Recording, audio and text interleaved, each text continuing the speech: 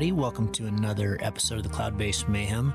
I have been very inspired lately to get more hang gliders on the show. We have been missing a lot of that content over the years, and I always threaten and I never do. So I reached out to my good buddy who my wife and I, and Fallon at the time was not even two, right before the 2019 X-Alps, stayed with him just outside of Milan, and a longtime hang glider and commercial pilot. So I reached out to him recently and just said hi, and hey, throw me a whole slew of names and I'm going to get them on the show. So we've got Manfred and Jeremy, and we did the one with Christian, but Alex Ploner, a bunch of others. He gave me some really good recommendations. So we're going to be putting some hang gliding content here in the show over the next few months, and hopefully forever after.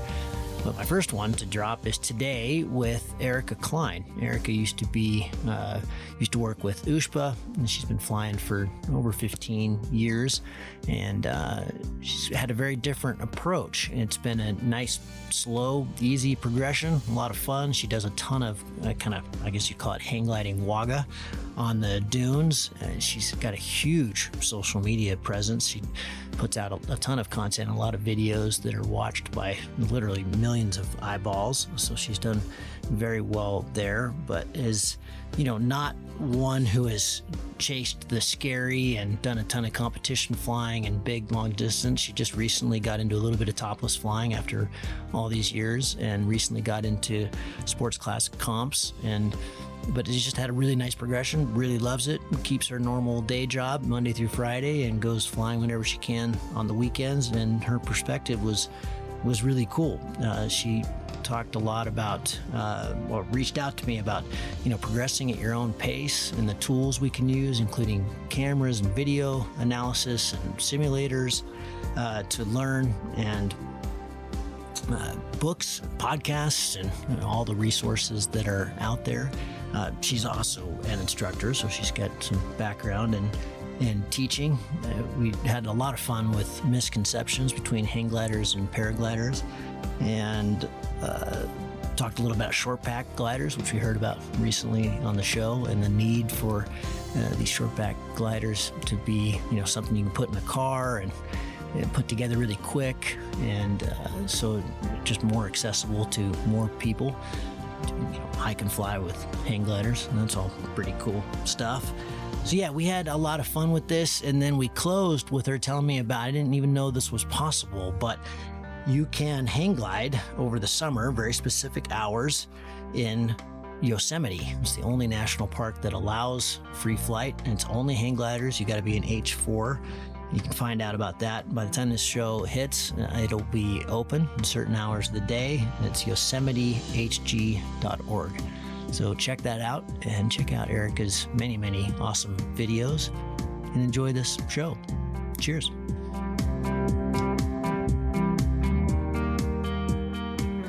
Erika, welcome to the Mayhem. I really appreciate you reaching out a few months ago about Pete. We're working on that one, and that's geared me up for a whole series of talks with hang gliders, which is going to be awesome, because we have not done enough, and I'm always saying I need to do more. But just this morning, hooked up with Manfred and Jeremy, who's over at the Euros. He's got a bad infection going on or something, so we'll do that later. But we'll do a lot more of these, which will be, I know, very fun for our audience. And I've had a really good time watching some of your videos. You're quite the content creator. And you were on this list of people that reached out and said, hey, we need to get so-and-so on the show, and these folks, and you were on there. So it's great to talk to you, and it's great to have you on the show. And thanks for your time. Yeah. Thanks so much for having me. Yeah. You sent me a cool list. Well, where are you at? We should start with that. Where are you at? Southern California, based Los Angeles area. Okay. And your big thing, I mean, you do a lot of things, but your big thing is dune flying. Where do you go to fly dunes? So our school, Wind Sports, we have a site at Dockweiler Beach. That's our training hill. So it's a 30-foot hill. It's about, the usable part of it for flying is about 300 feet long. And we just love flying there. Cool. I did this chat with Bonnie Hobson, who flies up at Muscle Rocks, a while back, and I really like XC. I really like big distance. So it was cool for me to, when I first cut my teeth, when I first got my very first license, P2, and that was 2003, 2004, I just loved that soaring and peaceful side of things. And now, I fly in Sun Valley. I wouldn't say it's very often very peaceful, but it keeps me really engaged. And I was kind of fascinated with how she keeps really engaged with, I guess, what would be more mellow flying. Would that be dune flying, more relaxed, more mellow? How do you stay engaged? It's usually more mellow. You hope it's more mellow. Sometimes it gets not, and that's that can be scary. I've just always loved dune flying. I mean, so I learned at Dockweiler back when I started like 19 years ago, and I've just been flying it ever since when I'm here. It's not soarable that often. People think since I post videos that we get wind all the time. We don't. It's actually a pretty rare experience. I would say on average it's soarable maybe once every 2 weeks. And Okay. then I have to actually be able to go there and it not be a work day and all this stuff. So we don't actually get to soar that often. It depends on the season too. Like sometimes it's better. But I've always just loved it. I think one of the really unique things about Dockweiler, and that does keep me engaged, is you're not, I mean, if you're just floating 20 feet over the ground and you're just like going back and forth, like sure, that can get boring. But what we're doing that's really fun is like I like landing on the windsock. I like, swooping down, touching the ground, top landing, taking off again, landing on Just setting posts. little challenges. Yeah, like a seagull. And like there's so many things that like paragliders see these videos and they're like, we didn't know hang gliders could do this. And I love sharing these videos because it shows like the fun side of hang gliding and that hang gliders are capable of more than just going fast. Like that's fun too. XC is fun too. But dune flying is just a completely different experience that you can get doing literally anything else, I think. There's no I mean, other the French call it waga, right? I guess I hadn't thought of that. You can kind of do the same type of stuff with a hang glider. That's really cool. Yeah, and like I said, I don't think there's any other aircraft where you can really do that, just take off, come down again, land on Over things. and over and over. Just like a bird. And to me, what I love about flying is being like a bird. And like I said, XC is fun. I like that too. Flying high is fun. Obviously, love all of that. But to me, just the dune flying is very unique. How did you get into this? What was the catalyst? Why did you start? Why hang gliding? I mean, that's an interesting one these days. There's been hang gliding has been slowly chipped away just with the ease of packing with paragliders and stuff, but it does make a lot more sense. They're pretty sexy wings. You're prone, there's a reason that we started with this. Yeah, I saw a picture of a hang glider in a book when I was 10, and I really wanted to do it. I begged my parents for years. They were like, no, no, no. And then one day my grandpa came to visit, and I told him I wanted to hang glide. He was like, I'll take you tomorrow, which he didn't do. But he just reminded my mom that, like, you did all this stuff like skiing, windsurfing, like, you should let her hang glide. So I started the summer before my senior year of high school. So that was 2007. Where you are now? Were you in LA back then as well? Is that where you're from? Yeah, I learned at wow. the same place at Dockweiler where we still teach. Okay. And are you an instructor now? I am, yeah. I became an instructor in college. I don't teach that much, but so the funny thing is, I started and then I went to college on the East Coast. So I didn't really get to fly that much my first, actually many years of flying. But my mom saw how much fun I was having, even though, she hadn't let me hang glide, but she was like, I want to start too. So she started about a year after I did when she was 50, and she still flies, and she's an instructor too. Whoa, that is so cool. Yeah, so we fly a lot together, and it's a lot of fun. And she likes watching my flights. So when I fly and I go on like Volandu and to have like the live track, and she watches those. And, yeah, Whoa, cool. You got some cool thoughts about, getting into the sport, but also progression. You really took your time. And this is, I remember when I got into the sport about the same time, in 2003, 2004, it was, you would meet people that were on hot gliders. So I guess in hang gliding, that'd be topless and then, but it would take a decade. People would, you'd meet people in paragliding, you're flying a 2-3 or an END, more of a kind of a two-liner, hotter glider. But you wouldn't, as you were learning, it was just like that was something way off in the distance. That was something that, you might do. And, competing in a World Cup, it would just, whoa, these are legends. You may never get there. It just seemed, it was a big reach. And now, people are getting there in 2 years, which is it's a credit to the gear, of course, but also makes you a little nervous that you might be skipping some very important steps there. But I'm a paraglider. I'm not a hang glider. Tell us about that, and how does that? Why did you choose to do it that way? What's worked for you? What do you teach? Yeah, I feel like it's really interesting right now watching the progression of paragliding because I think, and I talk to people about this, how there's kind of a lot of mirroring of how hang gliding progressed. Like for a while, people were on these like much harder wings, and then they started making easier once again. And I think in hang gliding, for a while too, there was a lot of external pressure to progress quickly and to go to topless and to no king post, so it's like the top performance like race gliders. And I think there's less of that now in what I'm seeing. There's still external pressure, like if you're flying just a single service Falcon, which I flew one for my first like 15 years of flying, which is like much longer than most people do.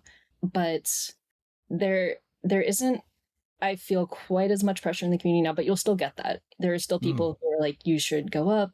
And that should really be up to the pilot. I do wish there wasn't any of that pressure because I don't think it serves the sport. I don't think it really serves anyone. And I think when we're looking at progression, it should really be about how you're feeling, what your goals are, listening to yourself, not feeling pressured by anyone else. How was that just intrinsic in you, or did you have a mentor or an instructor that helped you guide through that? Yeah, our instructors here for a while, they were very much focused on just like single service gliders. Like our main instructor at Wind Sports, he still like pretty much exclusively flies a single service glider, and he's flying longer than anyone, like above everyone all the time. So he's showing that it can be done, and you can have a lot of fun with it.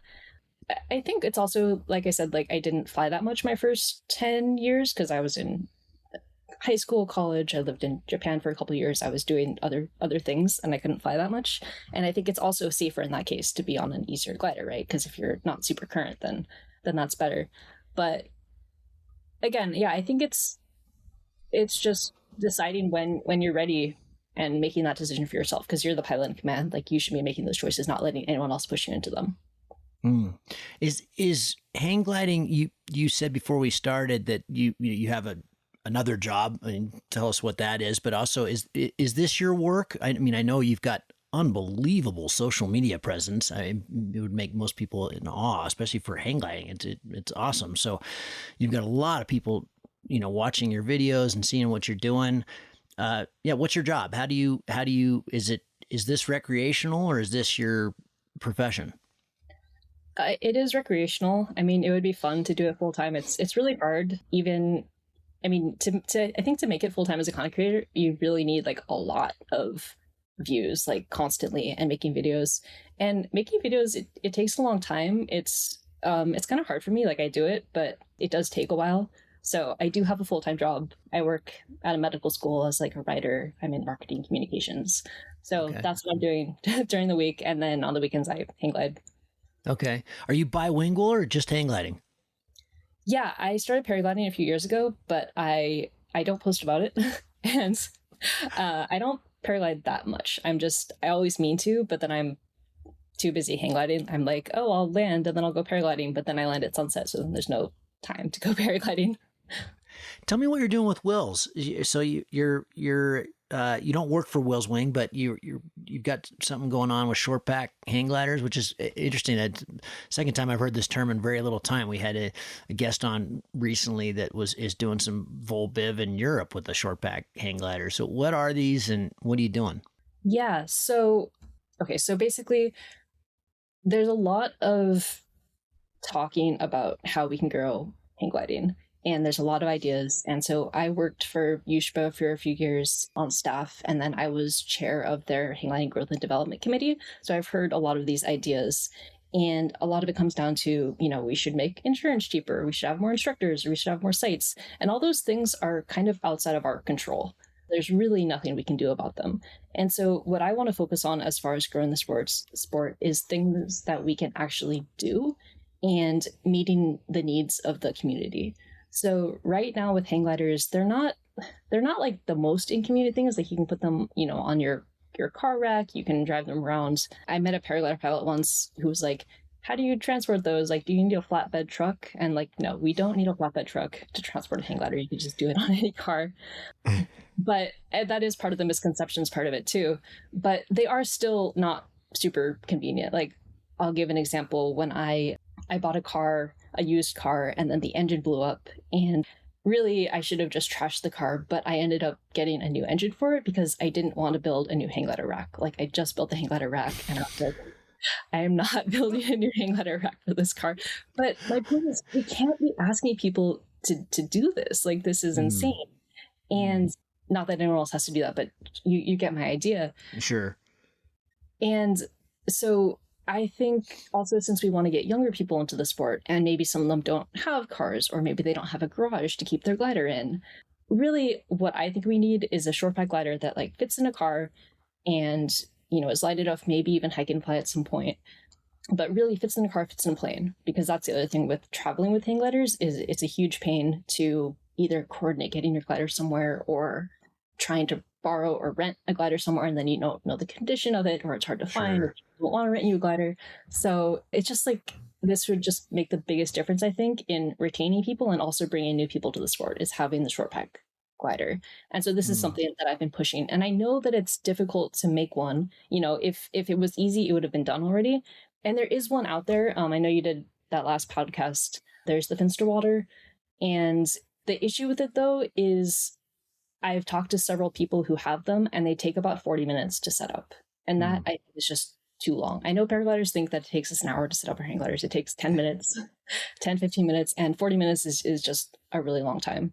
Right. So I think what we really need, and this is what I've been talking about. Too much barrier to entry there. I mean, for me, exactly. I hear that and go, no, I'm not doing that. I'm not. Yeah. And me too. Like, I'm not doing that either, which is why I don't have one. So I've been talking to Will's Wing about it, and a lot of the manufacturers don't seem super interested. They're just like, it'll be too difficult or whatever. But I think to make the sport grow and continue, this is really what we need. And I really appreciate that Will's Wing agrees. And it's something that they're now working on, is making this kind of short pack glider. So I'm really excited to see how that goes. They don't really have many updates on it yet, but they have kind of announced the idea and that they're working on it. So that's been super awesome. If you could rub your crystal ball, you know, the Europeans are going on right now, and, you know, your big names that everybody knows, or looks like, you know, they're leading Alex Ploner and Christian Czech, and you know, so it's not dead by any means. You know, hang gliding, I mean, especially when you're in the Alps, you see hang gliders, but it's been dwindling now for decades, right? The statistics show, but you're attracting a lot of eyeballs to what you're doing. If you could kind of look out 5 years, what do you see for hang gliding? Are you optimistic? I think depending how I feel, or it depends on the day, what I'm seeing, or like what people are saying to me, or how a video is doing. I think there's definitely room for growth. And it's interesting because I talked to paraglider pilots who say that they want to hang glide. I did a whole article for USPA Pilot Magazine about paraglider pilots who started hang gliding, like after paragliding, and why they wanted to do that. And I do think there's room for that, especially if we can make this kind of short pack glider that makes it more convenient for everyone to do this. And I've kind of started videoing paraglider pilots too, who tell me that they would do hang gliding if there was this kind of glider. So I really think it depends on how it goes with those kind of innovations and drawing people to the sport. I also think the kind of videos I make are unique because not everyone has a ridge soaring site where they can make, you know, the kind of videos that I do, of course. But I think that making more videos like that show how accessible hang gliding can be, that it doesn't have to be fast or scary or whatever, unless you want it to be. But it doesn't have, that's not going to attract everyone. I think hang gliding has kind of had this marketing issue where everyone's so focused on just the XC and the top gliders. And that attracts some people, but it doesn't attract everyone. So if we can have more of different types of videos showing what it is, I think there might be more growth. And hopefully that can help, 5 years down the line to be growing the sport. It seems like, again, I'm not a hang glider, so I can't speak with any authority here, but what we always hear is that, Ozone came out with this submarine harness, and everybody's on the submarine, and now Nivik has one, but there was a lot of resistance to this in the community because this is what hang gliding did. We can't do this, everybody. Where you've got it, that's the gear you got to have, and you got to spend $3,500. And then, as I understand with hang gliding, it was just you had to have the latest and greatest. They're very expensive. The topless carbon, with all the whistles and bells. And it just becomes less and less accessible to more people. It becomes a very elite, difficult, high barrier to entry. You got to have a ton of hours to fly these kind of gliders safely, and it discouraged people, right? I mean, it's pretty easy to understand. You're not buying a pair of shoes. You're buying a $15,000 aircraft, and so I love where you're going. Where hey, you don't need this stuff. You can have a blast on the dune with a Falcon.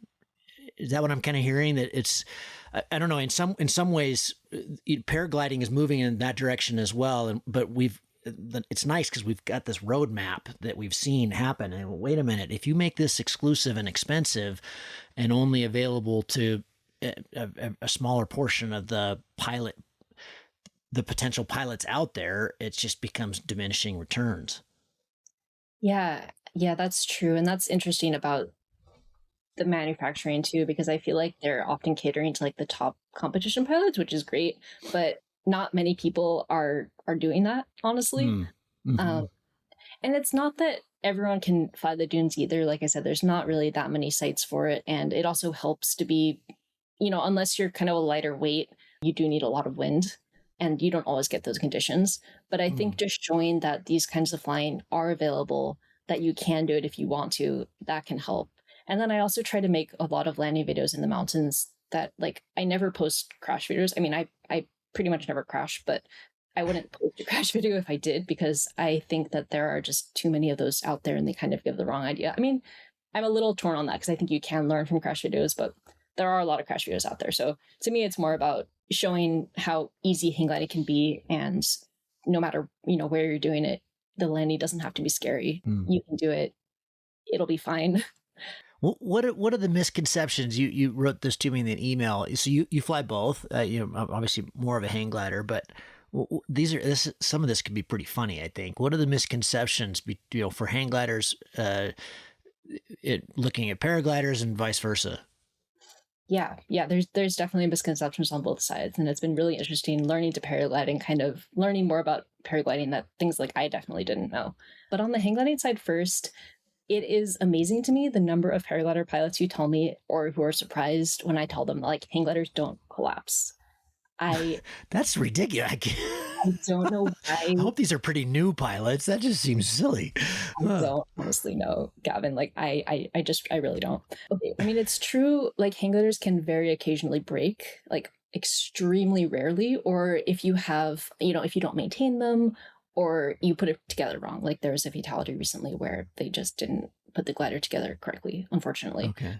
But if you maintain it and you do your proper pre-flight, it is extremely unlikely that your hang glider is going to break. And I still don't even call that a collapse or a deflation, because it's like, if your paraglider broke, like if a line just snapped or something, like, you wouldn't call that a deflation. That would be like your wing broke. Yeah. So it's the same thing. Either way, I would say, hang gliders don't collapse. So that's a first one. I would really love if all the paragliders knew that. The second one is, a lot of paragliders think that hang gliders take an hour to set up. They don't. They take about 10 to 15 minutes, I think I mentioned. Sure, if you're, talking to your friend and just like leaving your glider there and then coming back to it, like, sure, that can take an hour. But if you're just setting it up, like 10 minutes. Other thing, I think you mentioned cost. A lot of paragliders that I've talked to seem to think that hang gliders cost way more than paragliders do. And I think that's not true. I mean, sure, if you're going for like the top of the line carbon fiber, whatever, it'll be expensive. But there's also a lot of used hang gliders, and hang gliders last a really long time. So when I started 19 years ago, I bought a used glider, and it was already used at the time. I flew it for 19 years. I just sold it to another new pilot who's still flying it. It's still fine. That's awesome. Yeah, and so you can find used hang gliders that are perfectly airworthy for, $1,000, $1,500, sometimes even less. Even the new ones are, I think they're like 5 to 6,000 for a beginner wing, which I think is pretty comparable to paragliders, or not a lot more. And wouldn't you be able to just resale a hang glider? I mean, you don't need the whole. I mean, can't you just put a new canopy on it? Yeah, you can do that too. It is probably about like half the cost of the Okay. glider, so it's No, not but cheap. still. But yeah, you can do that. People do that, especially if I they mean, tear the sail or something. paragliders just that's not a thing. You can reline them, but Right. you can't just replace the fabric. Right. You're in for a new wing. So you can burn through a wing easily in a year. If you're flying 300 hours or 200 hours, you can go through them pretty quick. So yeah, that sounds cheaper actually. Yeah. Yeah. Yeah, I think it can be. I mean, I guess top pilots will want a new wing every year or whatever, but if you're not that, then you can fly your wing for a while. Yeah. A couple more on the misconceptions. Paragliders think hang gliders weigh a lot. I don't know how much they think they weigh, but the beginner ones weigh around 50 pounds. The really high performance ones weigh about 75. Still more than a paraglider, but it's not super hard to pick up. And they're, That's not that much different. Yeah. Sure. yeah, Okay. yeah. And they're balanced. And also, if you're standing there and the wind is blowing, they don't weigh anything because they're flying. Touche. So, yeah, exactly.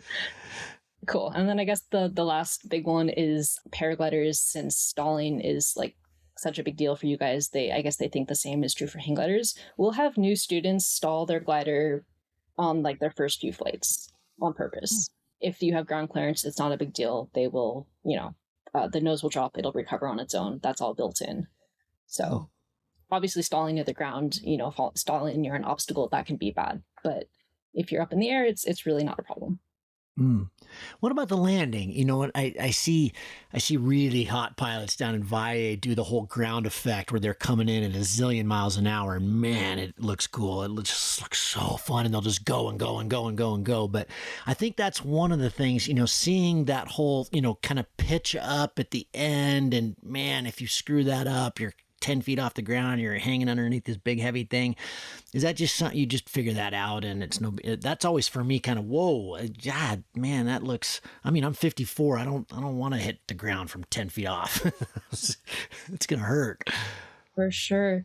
I mean, one thing about that is speed is safety. And in hang gliding, we have this pitch control. We can get a lot of speed. And I think that's a little off-putting maybe for paragliders, but having that speed, that's actually a really good thing. It's when hang glider pilots come in slow and like mushing to the ground, that's when things are really going to go wrong.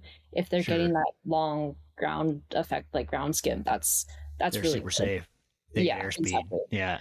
They got a pressurized canopy. I mean, that for us, that would be, obviously you're not pressurizing your canopy, but it's same thing. We talk about that all the time. And people get, especially coastal pilots who are used to ridge soaring and not moving very fast because there's quite a bit of wind. And then you put them in the mountains and it hasn't hit the synapses quite, and so they're not traveling as fast and they're very close to collapse because they don't have the airspeed, so they don't have a very pressurized glider. And that's, like you're talking about, you can just spin in or stall in and you think you're fine because you've been flying at the coast and you're barely moving. So you've got to make that adaptation when you go somewhere else where you're not ridge soaring anymore. You're just flying in thin air. For sure. And then with what you mentioned with the like flaring too early or whatever, ballooning 10 feet up, that can happen. That can be scary. I think a lot of that is just learning to feel the glider, and you can really feel it. You do practice, and that's not really an issue. Like the only time I've ballooned up like that recently has been on purpose because I wanted to land on the spot, which is stupid. Like, don't do that. But in general, it doesn't really happen if you are really in tune with your glider and feeling it. But something I like to tell people is, if that's something they're worried about, is often, maybe not so much in Valle because it's higher altitude, so it's a little bit harder. But if you, especially if you have wind or if you're at a lower altitude, you can run out your landing. And a lot of people don't like this. Like, I'll post run out landings on the internet and people will be like, why didn't you flare? And all this stuff. And this is another thing that I would love if the culture could just shift away from this a little bit. But run out landings are completely valid way to land, and they can be safer. So when I transitioned up to like a U2, which is a kind of high intermediate glider, and then I've also started flying topless gliders a little bit, all my first landings I did burnout landings because I wasn't sure about the flare timing. And it's a safe way to land. If you're, and also if like your wings aren't level, you should be doing a runout landing. Like you can't really flare if your wings aren't level. So I feel that doing that lets you kind of start to feel the flare timing. And after I did that a few times, I felt confident, and then I was able to flare it just fine. So that's the way to kind of work towards it. What about misconceptions from the other side of the fence? Yeah, I think on the hang glider side, I think hang gliders think that paragliders are just collapsing all the time, every day, and you guys are just throwing reserves all over the place. And that's not the case. It does happen sometimes, but I think it's not as much as we think. And honestly, I'll be flying in crazy conditions and I'll be getting thrown around on the hang glider, and then I'll see a paraglider and they're actually doing just fine. And it's actually pretty amazing, I think, how much that's progressed. So definitely a lot better than hang gliders often think it is. I think another thing is, before I started paragliding, I thought kiting was just super safe, like nothing can go wrong. Because when you're ground handling a hang glider, that's pretty much the case. I think the worst thing that can really happen ground handling a hang glider, if you're not on launch, if you're just, somewhere on flat ground, is maybe you'll get flipped over, which isn't even very likely, but maybe that'll happen. And that's not bad. You just flip the glider back over. Usually it's fine. And then you just, go on with your day. But with kiting, I've learned, you can get plucked, you can get dragged, all this stuff can happen, especially in higher winds. So you do kind of need more, I think, knowledge than hang gliders might assume. Hang gliders often think that, paragliders are still all very slow, very low performance, when now there's been so much growth in that area. The paraglides are amazing. Watching them fly in like these really high winds, it's incredible, honestly. I know some of the records being set on paragliders too is amazing. So yeah, that's kind of an outdated assumption. I don't know if you saw this, but Antoine Gerard just put up a 400K FAI in Pakistan recently. That's crazy. In the big stuff. That is crazy. Yeah, that's amazing. That's a big flight. Yeah. Any hang glider who's like, oh, paragliders are just low and they can't go anywhere is like completely wrong at this point. Yeah. I think the last one is, before I started paragliding, when I talked to other hang glider pilots too, I think a lot of us have no idea that paragliders use weight shift. Like we think they just pull the brakes. So that was kind of an interesting thing to learn. And it also is helpful for when we're flying together, because if you see someone kind of like lean to the side before their hands even move, like which way they're going to turn. So I think they're signaling what they're doing. Yeah. Exactly. So sure. I think that's the important one for flying together. Yeah. Yeah, because we don't like to get waked by you guys. That's I don't like to get behind a hang glider. There's quite a bit of air moving back there. Yeah, like a tandem paraglider, same thing. It's I'm always a little more wary when I'm behind a tandem paraglider or around a tandem paraglider. They can really upset the airflow quite a bit more than a solo wing. I was on a low day at Torrey, and there was this tandem paraglider doing wing overs. And it was so annoying and like just difficult because the wake from that, and I'm already like really close to the cliff on my hang glider, and that was not fun. So wake for me, it's not fun. But that's one other thing about flying together is paragliders can turn left and right much faster, but hang gliders can go up or down. I should say mainly down much faster. Yeah, they can really speed up. That's we can dive. We can dive underneath, but we won't be able to turn left and right quite as fast because there's more of a delay. Right. So when you're thermaling together, these are good things to be aware of. I don't know, what is your sense? I think in the beginning, from the stories I hear, it was a little bit snowboarding, skiing in the beginning. Those guys. I feel like that's not really a thing anymore. I don't. What do you feel? I mean, I feel like in general, when we see hang gliders, we're just stoked. We're really impressed, and we just think they look cool and they fly great and they're amazing aircraft. And unfortunately, looking at you, that you're young in your sport, and I think unfortunately there's just a lot of the really good hang gliders are getting up there. But it seems pretty friendly. Would you agree with that? It really depends on who it is. I think for Hmm. there's a lot of hang glider pilots now who fly both, and they tend to be a lot more friendly. But the hang glider pilots who don't still tend to be kind of annoyed. I think a lot of the reason for that is just that paragliders have so many misconceptions about hang gliders, and hearing that all the time, and hearing paragliders be like, "Why would you do that? Like, it must take an hour to set up. Like, why are you flying old gliders?" Yeah, that gets old, doesn't it? Yeah, I hear you. To it. And so I think it's not entirely,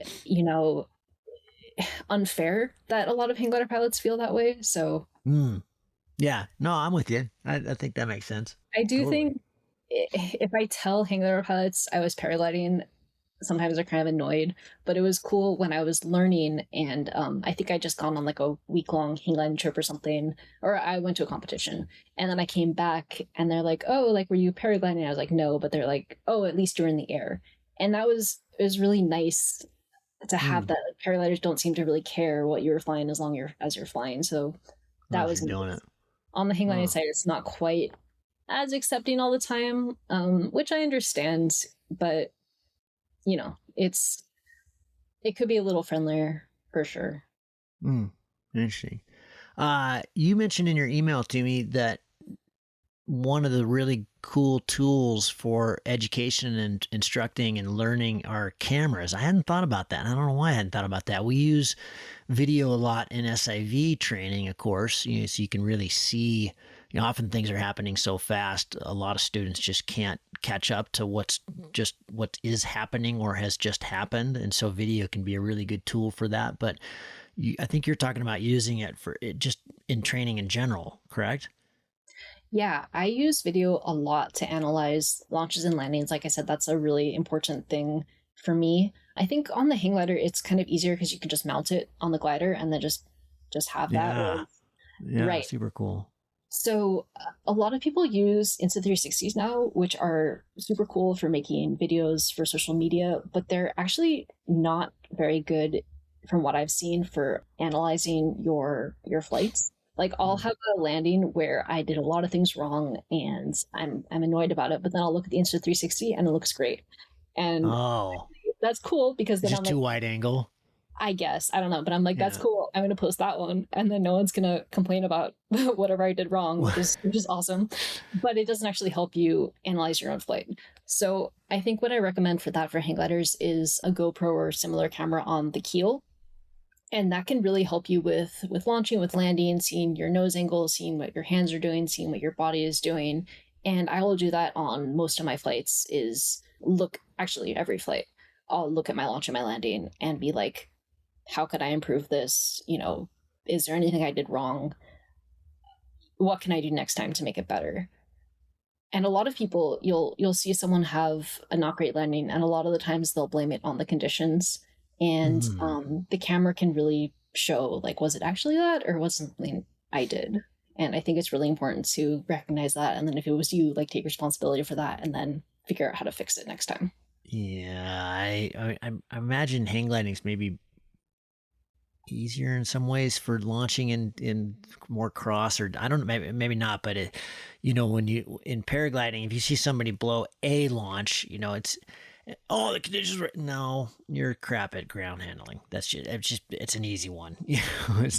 And we've tried to really correct that. Just is culturally is it's the conditions. No, it's not. You're not doing it right. You should be able, Absolutely. if you pulled it out of the bag, you should be able to launch in whatever you're looking at and do it nicely with style and nail it. The camera thing is interesting because I think there's a big difference here. I'm guessing because you could mount the camera like that and just press go.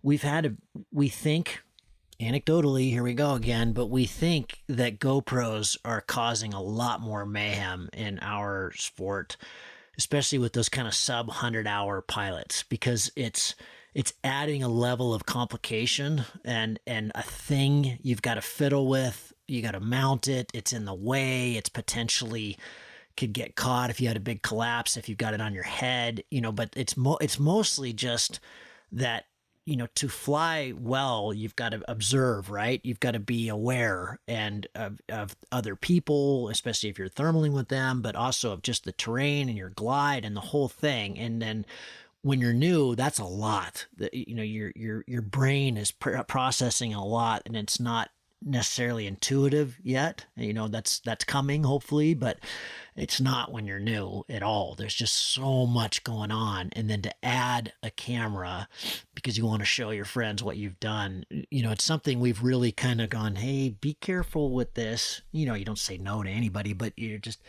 you know, if I had a student, let's keep that in the bag for a while. I think what I love is somebody videoing that person. But like you said, with the hang glider, I think that could be, it's not an issue, is it? You mount it, you turn it on, and do your flight. It's not something you're really, and you're having it look at you, and you're not, you know, I think a lot of paragliders are getting in trouble because they're filming what's out there. Look at how beautiful this is, and they're not paying attention. Yeah, I mean, I think if you're not having them film themselves, then having someone film them is not necessarily better because they're still on the camera. They're still like doing something for the camera. Yeah, I will say having the thing mounted on their head, that is so scary to me on a paraglider. I've seen the lines get wrapped around that and people kind of being dragged and stuff, and I will never do that on a paraglider. I hope if I do, like, someone tell me to stop, please. Yeah, on the hang glider, yeah, like you said, you just put on the keel, you say go, you don't have to. I think when you get a little bit more advanced, I have a remote so I can just turn it on and off because it's not going to last like the entire flight. But for a new pilot who's just going to do a short flight, it'll easily last. So I think yeah, for sure. if someone is distracted by it or something, like, sure, for that person, don't have it. But I think it could be a case by case basis even. What keeps you jazzed about flying after all this time? What's is you know, do you, if you did it as a profession, you're doing it every day, would you have the same kind of passion? Is it that you've got to work and you dream about it Monday through Friday and then you get to go flying, or what keeps you excited about it? Yeah, I'm sure if I did it every day, I would still love it just as much. I don't, so I mean, it's hard to say, you know, how I would feel in that situation. But I think for me recently, like I said, my first like 10 years or so, I didn't really get to fly that much. And then the past 5 years, I would say, I've just grown so much as a pilot. I started competitions a few years ago. I moved up to a sport class glider. Last year, I guess it was, I started flying topless gliders.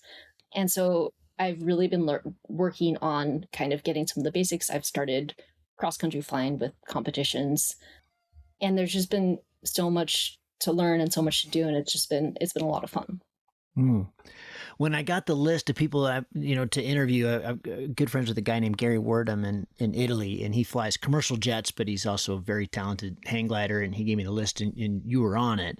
And he said that it's just great to have a female in the sport because there's not many of them, which is the same in paragliding. Talk about that dynamic for a bit. What has there been? I don't know, barriers to entry, awkwardness on launch, the whole male thing. Oh, you do it this way. I don't know. What has that kind of journey been like for you? Has it been supportive? Has it been frustrating? What do you see? Yeah, it's been interesting for me since I entered it at kind of a younger age. I was just used to it. Like, there were very few women, and that's just kind of how it was. I think there's a lot more now, which is great. And also when I paraglide, there's a lot more, which is super, super cool. And I went to like one of the women's fly-ins for paragliding, which was really fun. I think like occasionally I do encounter sexism and things like that on launch. I went to Tori one time with a guy friend, and there was a few people who came up to us. They only introduced themselves to him. They completely ignored that I was there. No way. Then, yeah, even when we went out and like we're setting up the gliders, they just like completely ignored me. I walked him up to launch. He was flying a Falcon, which is like, it's a small glider. And people were like, "Oh, are you guys going tandem?" And I'm like, "Do you see the size of this glider? And why would you even make that assumption?" So definitely things like that happen, and that's frustrating. I think I get even more of it online, and that can be very frustrating as well. But that's not from pilots so much. That's just from people. Just the general public. Mm-hmm. On the whole, there's definitely instances like that, but there's also been a lot of support. So, I kind of put it out of my mind. So it's actually hard for me to think of examples. Like, it definitely happens, but I try not to think about it. So that might not be the best way to do it, but it helps keep you going and not just like dwell on these negative things. You mentioned you're getting a little bit into topless and competitions and that kind of thing. I mean, if do you have kind of a goal sheet, something you're working on? What are the next, year, maybe 5 years look like for you? What are you excited about getting into doing, if anything, differently or change? Yeah.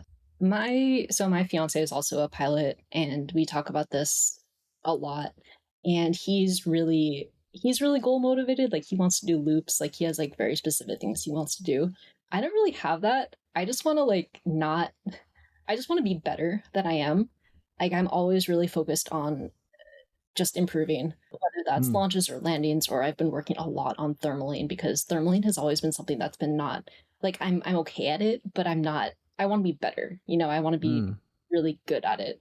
So it's really just about that for me, like just seeing the improvements. Going to more competitions is fun. I went to VIA in February, and that was my best competition I've done. I made goal on 4 of 6 days in sport class, which is like by far my best competition. And so it was really cool to see that improvement. But I just really like to keep improving and then keep working on topless gliders, maybe. I'm a little torn on flying topless because I don't, I really honestly don't think that most people need to be flying topless gliders. It's like if you're not doing aerobatics, you're not competing or trying to go like set distance records, there's not necessarily a good reason. If your reason is I want to look cool, like that's not a good reason, right? No, that's a On terrible like reason. a more dangerous glider. So I don't necessarily want to be flying topless because I don't have a good reason to be flying topless. I think my reason right now is knowing I can do it, being able to do it, and then having that confidence actually gives me more confidence to fly other gliders, like not topless gliders. So Mm. gliders that might be too big for me or just other like borrowing other people's gliders. Since I was able to fly the topless basically, I had more confidence doing that. Are you just taking a huge jump in risk going to topless? Is that because of the speed? Is that what is it? Is it just higher aspect? Yeah, it's that it's stiffer, it's heavier, so it has more inertia, so it's harder to launch, harder to land in the air. It will respond a lot more slowly than a sport class glider or a falcon, so you just kind of have to be prepared for that, like putting your turn input and then wait a while and then it'll turn. That goes up with like every glider, but with the topless it's just the biggest effect. Hmm. I I know you worked with on the board with USPA for a long time, and uh, that's with the audiences being from all over the world. I don't want to get into USPA, but I would be curious about, there's been this massive safety debate, especially at the higher end of the paragliding sport after there was a death at the Worlds last fall in Brazil. And it got, as things do these days because of social media, it just really kind of blew up. And, you know, uh, what the behind the scenes, what people were really grappling with is, there was this immediate attempt to, okay, here's all the things we've got to tackle. Here's the things we should change. Here's the things we should implement. But there's no data. I mean, a lot of these things are just opinions. We need a conical end of speed. Is that where we have accidents? I mean, I've been racing for a very long time. I've never seen an accident in goal. So, it's most of the time it's on launch or, over bad terrain. It's people come in racing low on bar, but it seems to work out. And anyway, I mean, but obviously not always, but we don't have data. We're not collecting it very well. We don't know. And so these are just opinions often of people who are just really passionate about sharing it, and so it's hard to just cut through the noise on a lot of this stuff. And I mean, I don't think anybody goes, no, we don't want to make it safer. I mean, I think it's all good intentions, but I'm curious if or if there are even statistics. And of course, we got to look at per capita, but what is more dangerous? Is it hang gliding or is it paragliding? Is it speed flying? Well, we know speed flying is more dangerous than both, but I'm just curious. Did you have access to that kind of data? Is that data out there? I don't even know. I'm so glad you said there's no data because there is no data. Yeah. It's just Maybe amazing, isn't it? maybe the insurance company has it, but I was on Yeah. USHPA staff, not the board, and Oh, I I'm never sorry. saw. No, it's okay. I never saw that, and it's yeah. I mean, I have a lot of my own opinions about which is safer and whatever, but it's anecdotal, right? It, Everything's anecdotal, isn't there's it? yeah, there's no data, and it's interesting too because when I wrote an article for Pilot Magazine about the misconceptions between the two sports, and I did say, like, there's no data, we don't know which is safer. And they took that out. They're like, you can't include this for some, and they didn't give me a reason, but they're like, we don't want to say this, and I don't know why, Huh. but it's true. There's no data. It's amazing because, when you talk to airline pilots, and several of them have reached out to me as a result of all this social media noise going on about this, the safety debate, and they just can't believe it. I mean, they're pilots, so they know, but it's pretty hard to understand how there isn't data. When I run comps, I'm an event organizer, and Civil collects them in one way, and USHPA collects them in another way. For the first few years, I didn't even know anybody did collect them, and I had to. So I mean, it's kind of mind blowing that we don't have. We should have this stuff down. There should be just a template. What were the conditions? How did it happen? Was it gear? Was it personal? Was it what happened?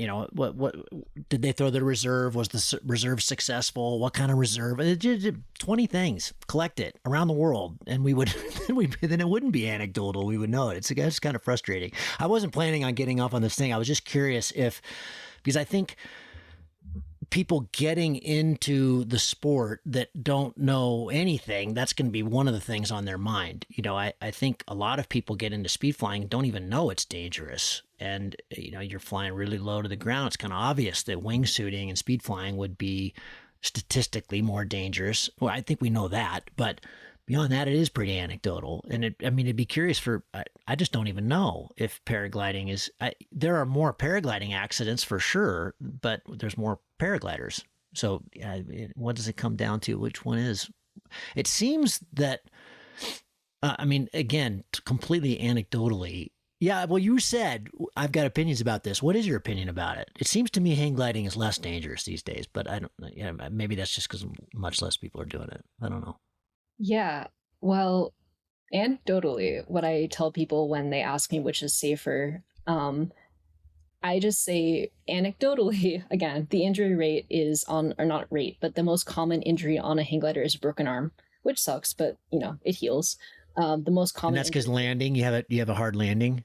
That's because if you hold on to the down tubes, which is usually where your hands are when you're landing, you can swing through because you're not, your body is just not connected. Yeah, basically you swing through, and that twists your arm in a way that breaks it. Okay. Yeah, it's a spiral humerus fracture. It's super common. And there are ways, like, people say to let go, which I don't necessarily agree with either, but that's kind of a different topic. But then anecdotally, on a paraglider, the most common injury is broken back, neck, pelvis, right? Yeah. So much worse. Rather have a broken arm. So I say that to people, and I'm like, which would you rather have, honestly? Yeah. Interesting. Yeah, it's this is in my emergency notes with the inReach. Gavin McClurg has crashed. It's likely from paragliding, and it's likely spinal. It's unlikely going to be an arm. Exactly. I'd rather have an arm. You can break other things hang gliding too. And actually, I've heard recently about more broken necks than I expected. Not recent accidents, but just like in general. And I think that's from if people do let go to avoid breaking an arm, then you're risking your head hitting the keel, and then you're risking a broken neck. So to me, I'm like, I'd rather, again, break my arm than break my neck. It was super funny, actually. Not funny, but I posted, because I did break my arm in 2019 flying at Monroe, and basically I just was landing crosswind, and I tried to run, but I fell on my wheels, and then I hit a bush, and then I swung through. So it was like super, it was very preventable, but super kind of common accident kind of thing that can happen. And I posted about it, later, and I was like, I don't want to hear about how you should let go, because I don't really think that's the best idea. And this guy messaged me, and he was like, you totally should have let go. I had an accident like that. I let go. All that happened was I dented my helmet. And I was like, wait, you dented your helmet? Like, were you okay? And he's like, oh, I was in a coma for 3 days, but I didn't break my Oh arm. my God. Exactly. I'm like, I think you're proving my point here. Dude, oh my God. Yeah. You definitely proving your point. Oh my gosh, that's ridiculous. There are ways to do it. I think if you let go, if you try to kind of twist to the side, I've heard can maybe kind of protect your neck from hitting the keel. Or the thing I like that, I mean, I haven't done it, but I like the idea is if you kind of hug the high side, like the high down tube, theoretically your body would spin around that tube instead of you swinging through and breaking your arm. And that also is that gives you the added benefit of like then the glider absorbs the impact instead of you theoretically. Use that as the pad in a sense. Just another thing about hang gliders, like we do have that big metal like crash frame that paragliders don't have. So in some sense it can hurt you with like the broken arm, but in other senses like it can really it's going to absorb. Yeah, sure. We're getting into an interesting area here. I just recorded a podcast yesterday with an instructor who's up in Oregon and been instructing for a very long time. And we started talking about just aviating. And aviation has inherent risks, right? Whether you're airplane or paraglider, hang glider, balloon, whatever. You're off the ground. Gravity's harsh. We're talking about some things that I think the audience probably going, man, this sounds scary. It's broken arms and no big deal. But as an instructor, when you're teaching people who come, I've run into a lot of folks who are, they're in that intermediate syndrome phase. They're in the kind of the middle, and they'll say, yeah, no one told me this was dangerous in the beginning. I mean, obviously you figure that out as you go along, but I mean, in a sense, if you're an instructor and it's a business and you're trying to attract people to the sport, and we're all trying, I'm totally with you. And if I get hurt, I'm not going to post it on Instagram. There's plenty of that out there. But at the same time, I mean, it's kind of two ways, isn't it? On the one hand, you go, yeah, we don't need that for the sport. On the other hand, I don't know that this is a sport we want to have huge growth in. It just is dangerous. We can't remove the danger from it necessarily. There's all kinds of things we can do to mitigate it, which is fantastic. There's not a lot you can mitigate if you're wingsuiting, for example, but you can mitigate a lot. Training, ground handling, margin, complacency, being wary of complacency, hours, being current. There's all kinds of things we can do. That's what this podcast is all about. But my question is, how much do we want to hammer this home when you get a brand new student that comes to your hill to learn? What's your approach there? Because you've had quite a conservative approach to hang gliding, and that's, I think, very wise. Yeah, we try to be very honest. I think it's tough, right? Because I think especially with all the misconceptions about hang gliding, like everyone seems to think that hang gliding is super dangerous, and I think that's because hang gliding was the most popular when it was the most dangerous. So I'll have people commenting on my videos who are like, "Oh yeah, I saw someone who stalled and crashed."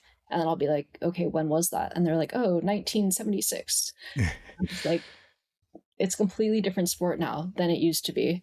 But people still have this idea because hang glide was the first thing and it was, really big for a long time. And so I think people already come into it with this idea that it's dangerous often, which maybe is not so much the case with paragliding, I wonder, actually. Especially since paragliding is so easy to get started in. And I feel like the risks, like you don't really see them until later a lot of the time. Maybe we do try to be honest with people, and it depends on the instructor. Like when I started, the instructor who owned the school, like he actively tried to talk me out of it and my parents out of it. He was like, this is really dangerous, like you shouldn't do it. Really? Yeah. So we don't take that approach quite that much anymore, but I mean, we'll still tell people, you can crash, you can watch crash videos online, and like, I wouldn't post the crash video online, I think, but I would say I crashed. Like I would, like if I crashed, I would post about it, just not the video. Yeah. That's an interesting one.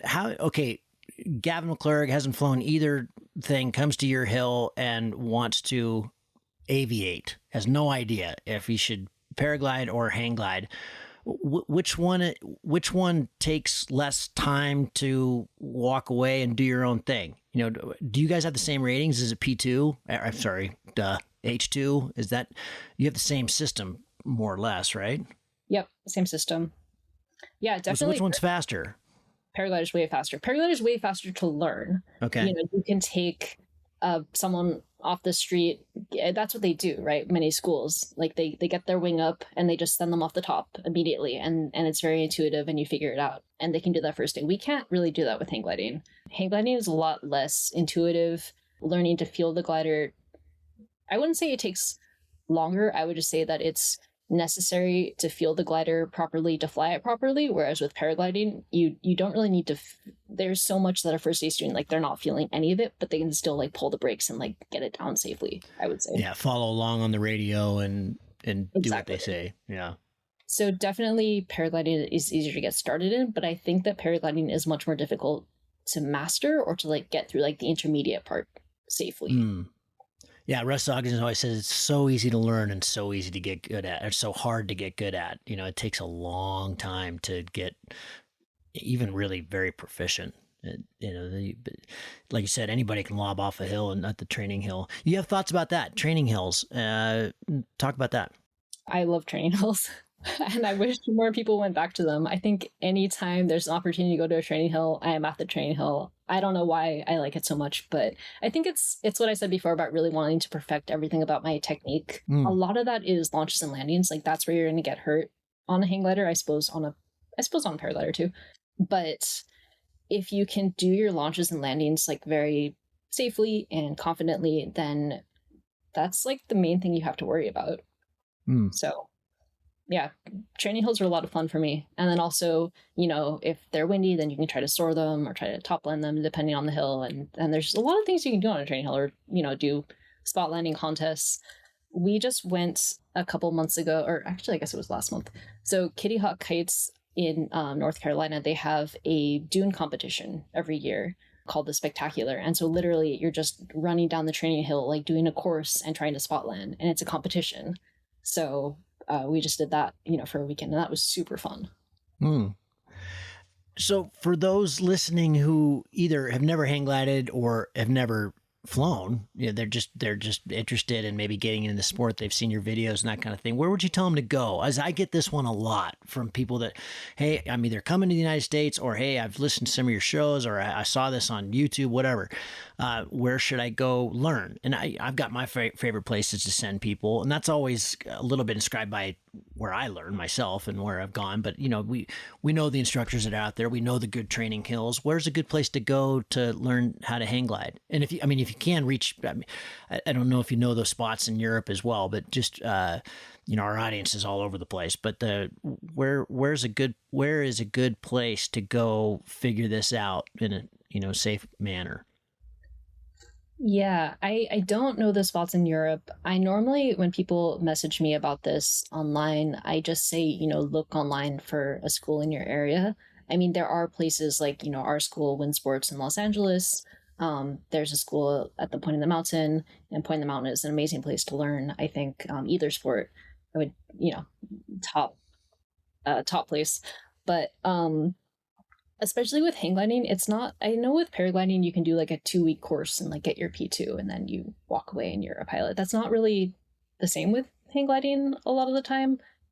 It just takes a while to learn, and you have to have different conditions and do all these different things. So I think traveling to learn to hang glide can be more difficult. So that's why I tell people, look for a school in your area, because that'll just be kind of the most consistent way to learn. I recently, we were, a friend of mine and I were coaching this hike and fly clinic before a little hike and fly race that I'd have out here in the Lost Rivers in Idaho a couple weekends ago. And one of the students, a good friend of mine actually, he's been flying for about 10 years. He's a good pilot. And I said, when in the initial thing, what do you all want to get out of this course? I mean, make sure we teach you what you want, what you came here for.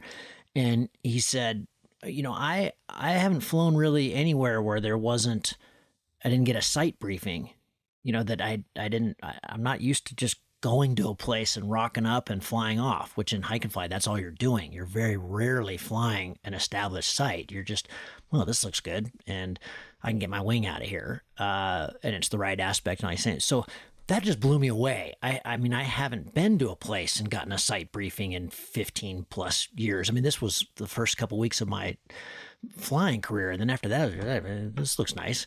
But my focus has been a lot on hike and fly, that kind of thing. I mean, you're not going to get any site briefings in the X Alps kind of deal, but I was surprised with that, but he left the course really jazzed about just looking at something and going, yeah, I can make that work. And for me, that's just the best way to learn, is to fly new places. I think you've got some thoughts on that. Just, going beyond your comfort zone a little bit. Yeah.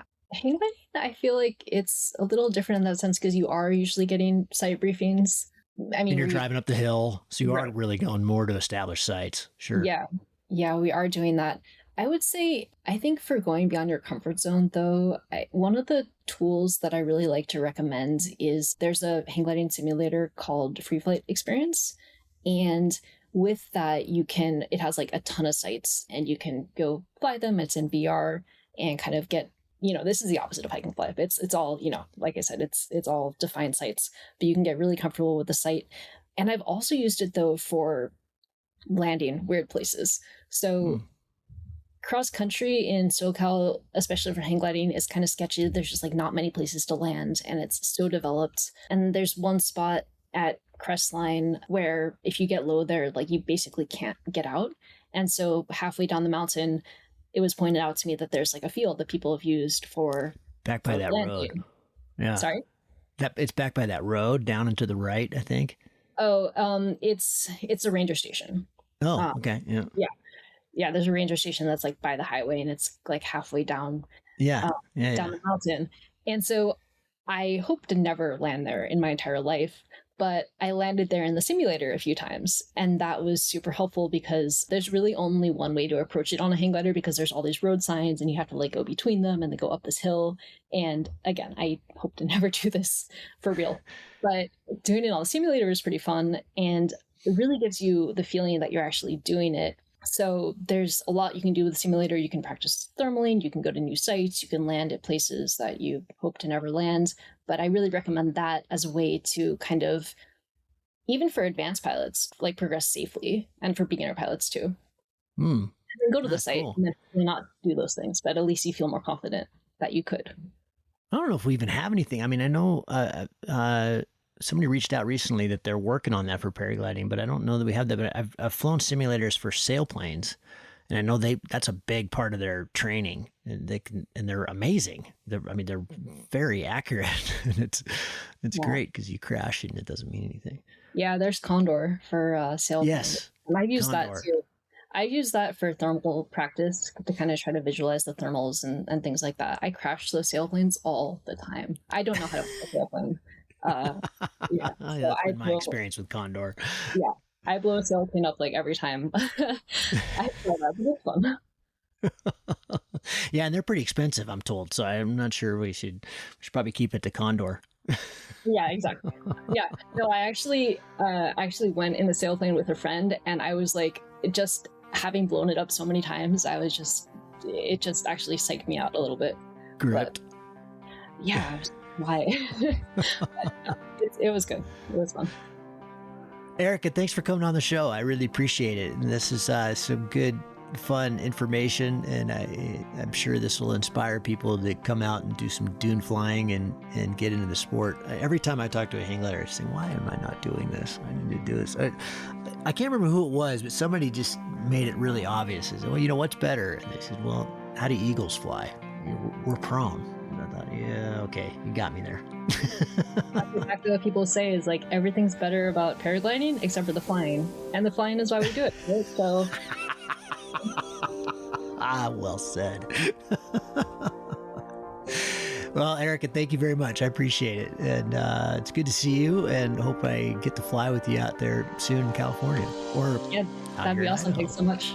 We used to have hang gliders here. We haven't seen anybody hang gliding in an awful long time. So yeah, put together a crew and come out.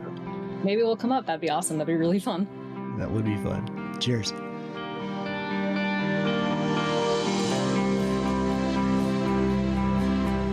If you find the Cloud-Based Mayhem valuable, you can support it in a lot of different ways. All of them incredibly important to keep this show going. You can give us a rating on whatever platform you listen to. You can blog about it on your website or share it on social media. You can talk about it on the way up to launch with your friends. I know a lot of good conversations have happened that way, and of course, you can support the show financially. The show does take a lot of time, a lot of editing, storage, music, behind-the-scenes cost, and all we've ever asked for is $1 a show. We put out a show every 2 weeks, so if you gave us $1 a show, that's $25 a year. Quite a bit less than a magazine subscription and way less than a latte a month. You'll notice we don't have 10 minutes of advertising at the top of the show, which we get asked to do all the time. Believe me, I believe advertising is a pretty toxic business model, and I want you, the listener, to know that these conversations are just authentic people giving their opinions, and we aren't being swayed by brands. But that means we rely on you, our listener. If and only if you can support the show and it doesn't hurt your pocketbook, we'd really appreciate it. Go to the website to find various ways to support the show through Patreon or other platforms where we've gone through great lengths to minimize fees so your money gets directly to us. Becoming a subscriber gives you access to all kinds of bonus information, little nuggets that don't make it into the podcast, extra content, our Ask Me Anything shows, and a lot more. We don't put anything behind a paywall and never will. If you can't afford to support the show, just send me an email and I'll set you up with an account, no questions asked. Hopefully someday you'll be in a position where you can. Thank you so much for listening. Thank you for your support. We'll see you at Cloudbase.